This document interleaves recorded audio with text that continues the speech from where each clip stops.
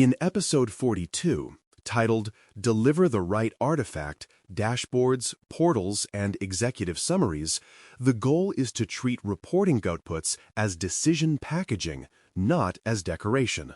The same dataset can lead to clarity or confusion depending on whether it is wrapped as a quick scan view, a curated library, or a tight narrative brief. In real organizations, the artifact often becomes the interface between analysts and leaders, which means it directly shapes what gets funded, fixed, paused, or ignored. When the packaging matches the decision, people move with confidence, and when it does not, even correct analysis can stall or be misunderstood. Dashboards earn their place when the need is ongoing monitoring, fast scanning, and repeated use with minimal explanation. They work best when a reader can glance, spot what changed since the last check, and decide whether to drill deeper or take a routine action, all without rereading a long description. The design assumption is that the consumer returns often, learns the layout, and trusts consistent signals like stable baselines, repeatable time windows, and predictable metric definitions. When a dashboard is asked to do narrative persuasion or detailed root cause analysis, it usually grows crowded and loses the very speed that made it valuable. Portals fit a different problem, which is curated access across many reports, teams, and topics without forcing people to remember where anything lives.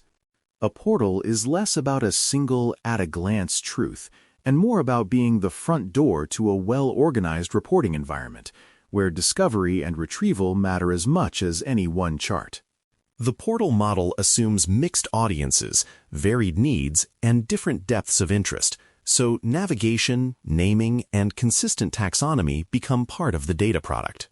When done well, portals reduce duplicate work, cut down on which file is the latest confusion, and make reporting feel like a system instead of a scavenger hunt.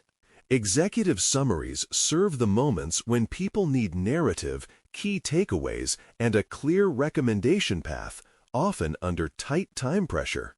The executive summary is a controlled story that states what happened, why it matters, what evidence supports it, and what decision is being asked for, without requiring the reader to interpret a wall of charts. This format is powerful when the audience is not living in the metrics daily and needs interpretation that respects constraints, trade-offs, and risk.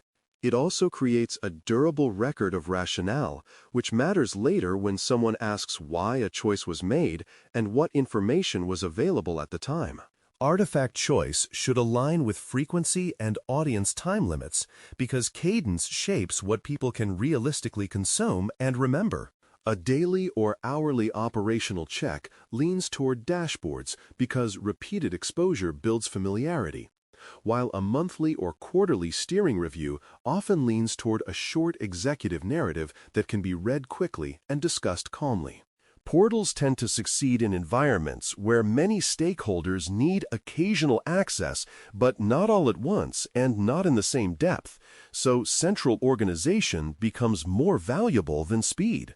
When the cadence and the available attention do not match the artifact, people either stop looking or they skim and misread, which defeats the purpose of the work. A reliable artifact starts with a clearly defined key question, because every chart, sentence, and link either supports that question or becomes noise.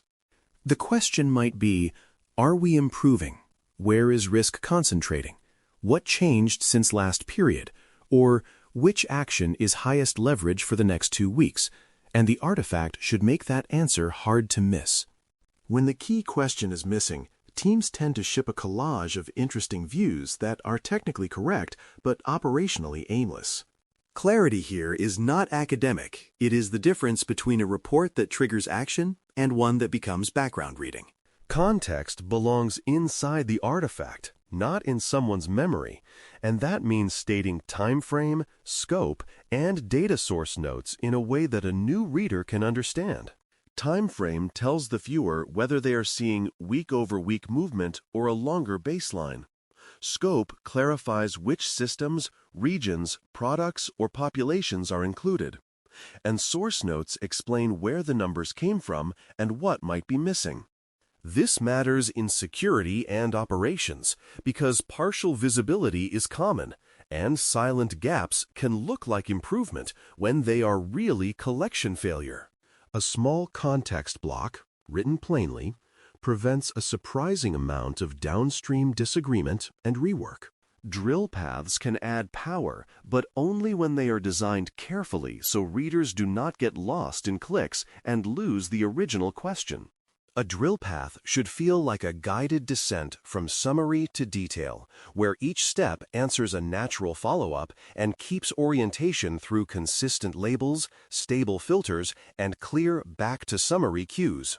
When drill paths are built as a maze, users confuse different slices of data, compare mismatched time windows, and walk away with conclusions that do not reconcile.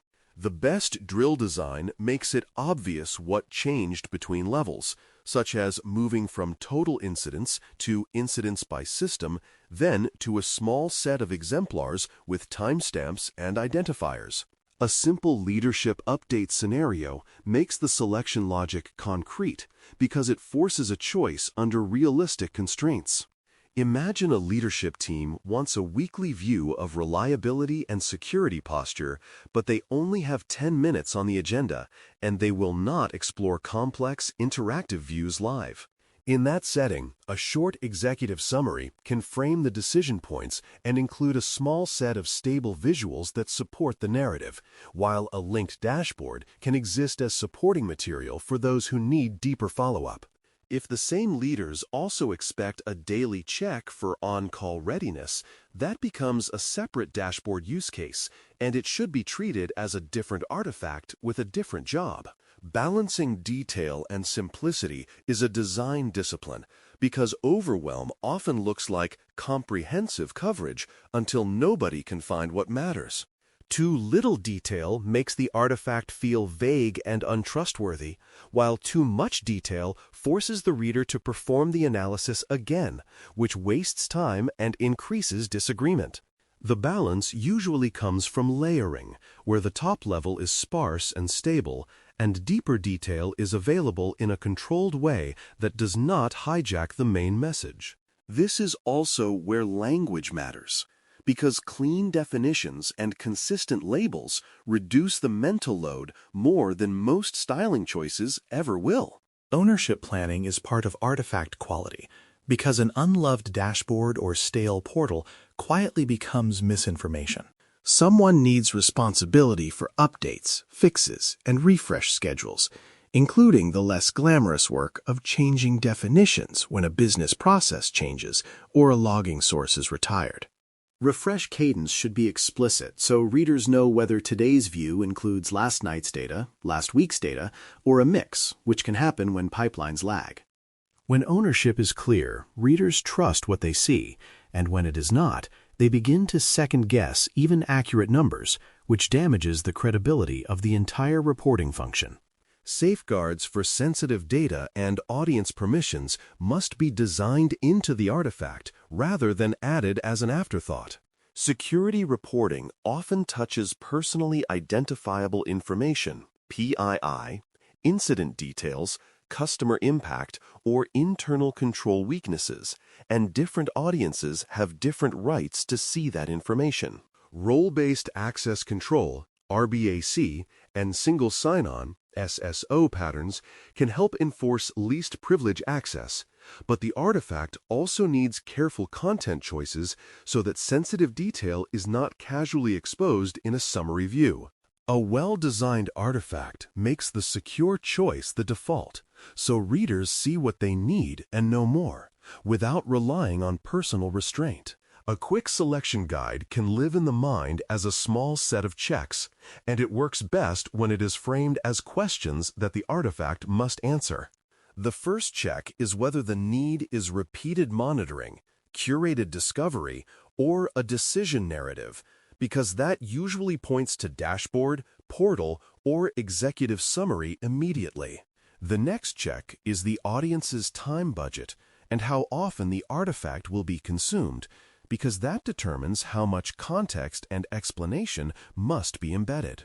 The final check is whether the artifact can be maintained safely and consistently, because the most elegant design fails if it cannot stay current and controlled. To conclude, a practical way to lock in the skill is to pick one current reporting need and decide which artifact fits it, then justify that choice using the constraints that actually exist in the organization.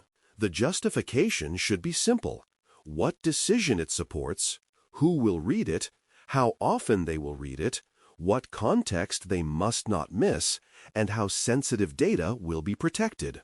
That mental exercise turns artifact selection into a repeatable professional judgment instead of a personal preference for a certain format. When the artifact matches the decision, reporting becomes a force multiplier, and that is the standard worth aiming for. Thanks for listening. For more audio courses, daily newsletters, and more, please visit baremetalcyber.com.